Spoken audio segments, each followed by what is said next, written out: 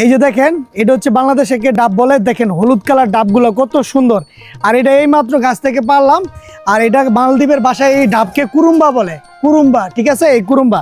তো এই কুরুম্বাগুলা একটা হচ্ছে কি আপনার মালদ্বীপের টাকায় প্রায় $1 মতো, যেটা বাংলাদেশের 124 টাকা 25 টাকার মতো। কিন্তু বাংলাদেশে আমি যখন গেছিলাম একটা ডাবের মূল্য ছিল 150 টাকা করে। তো মালদ্বীপে দেখেন এই যে সরাসরি গাছ, এই যে গাছটা দেখাও, এই যে দেখেন গাছ থেকে সরাসরি এই যে ডাব পাড়া হয়, দেখেন ডাবগুলো কত সুন্দর এবং হলুদ কালার। তো এই ডাবগুলো এখন গেস্টদেরকে খাওয়ানো হবে, অনেক সুন্দর ডাব, হলুদ কালার ডাব। তো এই ডাবগুলোর পানি এত মিষ্টি, যারা মালদ্বীপে আছেন তারাই বলতে পারবেন। আর এই যে আমার বন্ধু হেদায়েত, সেই ডাবগুলা সবগুলা নিচে গেস্টদেরকে খাওয়ানোর জন্য। আচ্ছা, মালদ্বীপের ভাষায় হেদায়েত ভাই এইগুলারে কি বলা হয়? কুরুম্বা। আচ্ছা, এই কুরুম্বা একটা কত টাকা পিস?